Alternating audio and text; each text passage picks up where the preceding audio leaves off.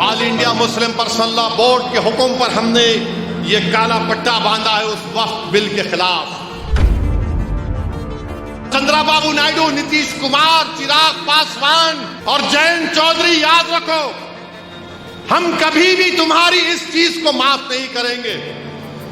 तुम हमारी शरीयत पर हमला जो करने की इजाजत बीजेपी को दे रहे हो, अगर ये चारों बोल दे कि बिल नहीं लाना चाहिए तो बिल नहीं आएगा।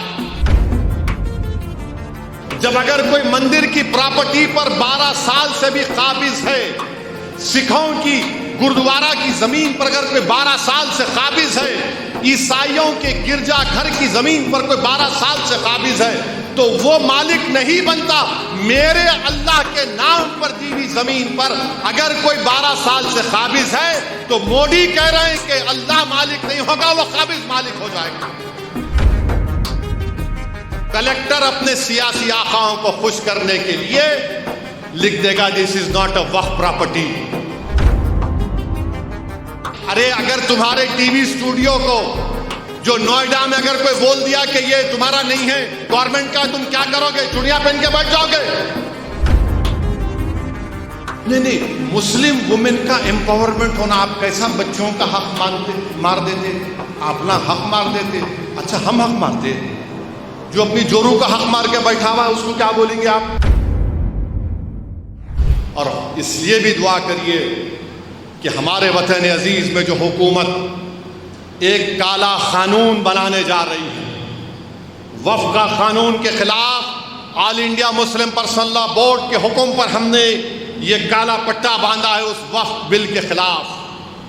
नरेंद्र मोदी इस वक्फ बिल के जरिए हमारे सीनों पर गोली चला रहे हैं, हमारे सीने पर गोली चला रहे हैं, हमारे ईमान पर गोली चला रहे हैं, हमारे मस्जिदों पर गोली चला रहे हैं, हमारे दरगाहों और खानकाहों पर गोली चला रहे हैं।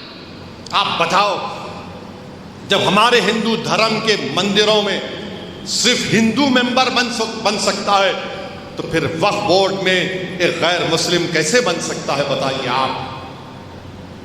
जब गुरुद्वारा सिखों में खाली सिख मेंबर बन सकता है, तो कैसे यहां पर एक गैर मुस्लिम को मेंबर बनाएंगे?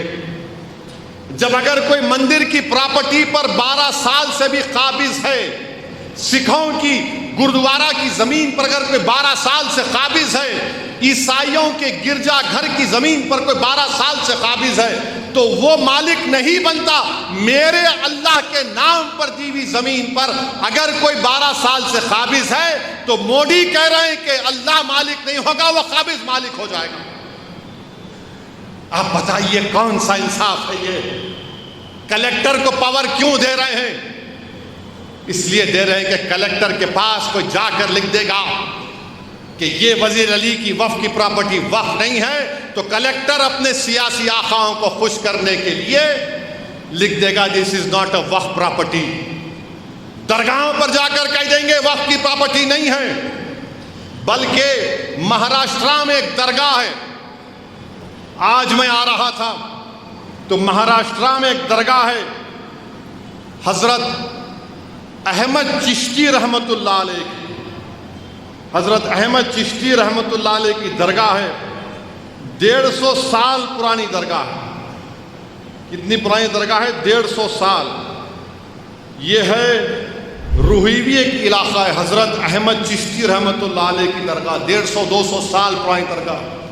वहां पर ये संघ परिवार के लोग, कोई छत्रपति शिवाजी के पुतले पर कोई कालिक डाल दिया, कौन डाला नहीं मालूम, दरगाह शरीफ में घुसकर गुंबद से उसके झंडे को निकालकर अपना झंडा लगा दिया और बोल रहे हैं कि यहां पर क्या है, भुवासल देव महाराज की मंदिर थी। ये कर रहे हैं। और ये बीजेपी वाले बोलते नहीं नहीं, ओवैसी भटका रहा है, ओवैसी भड़काऊ भाषण दे रहा है। अरे ये हुआ नहीं हुआ बताओ मेरे को। पार्लियामेंट के सामने एक मस्जिद है, पार्लियामेंट के सामने है। किसकी मस्जिद है वो? गवर्नमेंट बोलती हमारी मस्जिद है, दिल्ली वक्फ बोर्ड बोलता हमारी है। कल कलेक्टर को पावर मिलेगा तो कलेक्टर पागल है, मोदी के खिलाफ जाएगा कलेक्टर।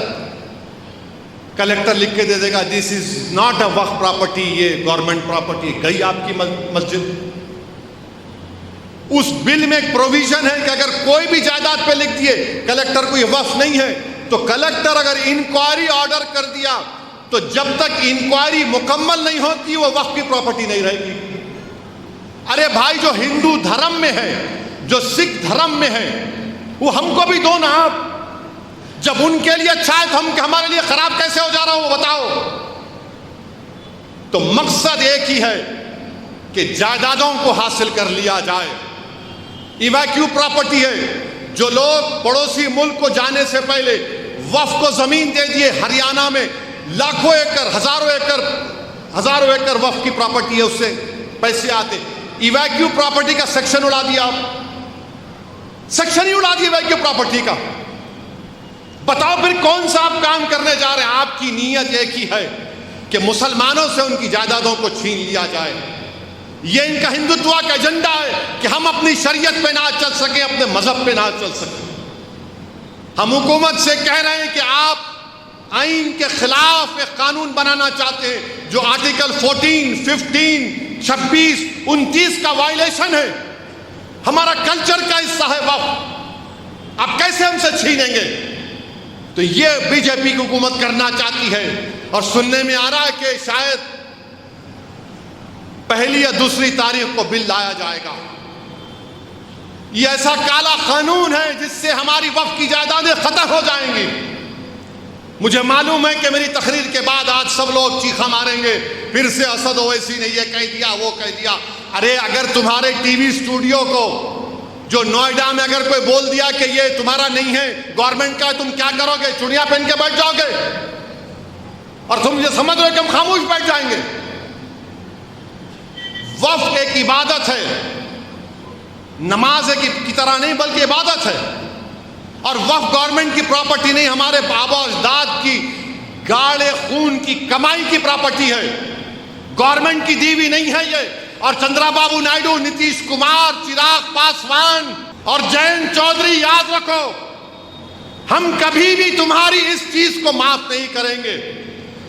तुम हमारी शरीयत पर हमला जो करने की इजाजत बीजेपी को दे रहे हो, अगर ये चारों बोल दे कि बिल नहीं लाना चाहिए तो बिल नहीं आएगा। मगर तुम बीजेपी को इजाजत दे रहे हो हमारी मस्जिदों को, वक्फ को खत्म करने का, उनकी तायीद करके। चंद्रबाबू नायडू, आंध्रा के प्रॉब्लम है जानते हम, मगर ये कौन सा प्रॉब्लम आप क्रिएट कर रहे हैं? नायडू, आप भूल गए कि आपने गुजरात के राइट्स के वक्त आपने बीजेपी का साथ दिया था, वाजपेयी का। आप 10 साल, मैं बाखबर कर रहा हूं, उस कमेटी का मैं रुकन था। आपको मालूम, उस कमेटी में एक ऐसी तंजीम को बुलाया गया, उस तंजीम के मेंबर्स के ऊपर दहशतगर्दी के मुकदमे, टेररिज्म के मुकदमे, उनको बुलाकर उन्होंने हमारे वक्फ की बात कर रहे हो, उन्होंने बुलाकर हमारे से वक्फ की बात कर रहे थे। उसमें बुलाया गया बाज हमारे है ना, बाज हमारे बहुत से अब्दुल्ला इब्ने सबा के जानशीन हैं, बहुत से, उनको बुलाए, वो बुला के बैठ के बोल रहे नहीं ऐसा है, वक्फ ऐसा है, वक्फ फुला है। आए थे एक 3-4, मैं बोला मैडम ये बताओ, पूरी दुनिया में सबसे पहली यूनिवर्सिटी किसने बनाई थी? आप तो प्रोफेसर है ना, पूरे प्रोफेसर थे वो। चले गए नहीं, वो कैम्ब्रिज, ऑक्सफोर्ड, हार्वर्ड मिला नहीं। आप तो प्रोफेसर है, आपको मालूम होना चाहिए। दुनिया की पहली यूनिवर्सिटी मोरक्को में, एक मुस्लिम खातून फातिमा फिरनी नाम था उसका, उसके बाप की जायदाद में इसको मिला वक्फ, उसने कहा यूनिवर्सिटी बनाती हूं मैं। खामोश हो गए। अच्छा, जब आप ये बच्चे यूनिवर्सिटी में डिग्री लेते देखो, टोपियां फेंकते ऊपर, देखिए आप टोपियां फेंकते, वो टोपियां क्या है मालूम आपको? वो कुरान के रिहाल के शेप में जो फातिमा फिरनी बनाई थी। आज ऑक्सफोर्ड, कैम्ब्रिज में जो बच्चे डिग्री लेके वो सर पे टोपी फेंकते डिग्री लेने के बाद, वो कुरान का रिहाल है, हम दिए गए। इनको नहीं मालूम, नहीं बच्चियों का हक कैसे मार खा जाना? अरे बच्चियों का हक नहीं मार खा रहा उसमें, ना बच्चियों का मार खा रहा, ना बेटों का मार खा रहा, बल्कि बेटी भी मुतवल्ली हो सकती, ना बेटी भी मुतवल्ली हो सकती वक्फ औलाद की। मकसद क्या है? उससे छीन लेना। नहीं नहीं, मुस्लिम वुमेन का एम्पावरमेंट होना, आप कैसा बच्चों का हक मार देते, अपना हक मार देते।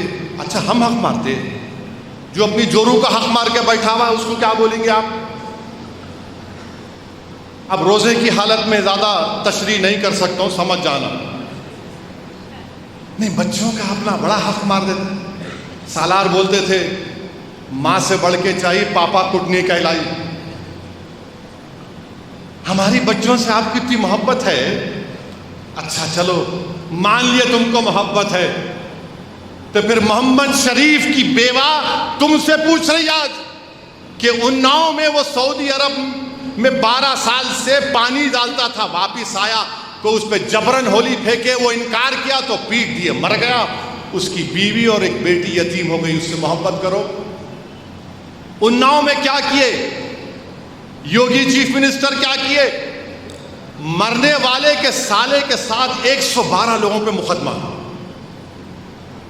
मोहम्मद शरीफ मर गया, होली डाले, बोला मत डालो, पीट दिया उसको, मर गया। अच्छा हैरत अंगेज बात यह है कि 2 दिन में पोस्टमार्टम रिपोर्ट भी आ गई, पीएमआर रिपोर्ट 2 दिन में आती नहीं, मगर यूपी में मामला तेज है, 112 लोगों पे केस बुक हो गया। बच्चों की बात आप करते हैं ना, तो नागपुर में इरफान अंसारी एक वेल्डर है, इटारसी जा रहा था स्टेशन को, गड़बड़ हो गई, भीड़ ने इतना मारा उसको, उसके सर पे चोट आई, दवाखाने में बयान दिया, उसके बाद मर गया। उसके 6 बच्चियां हैं। अब बोलो कौन मोहब्बत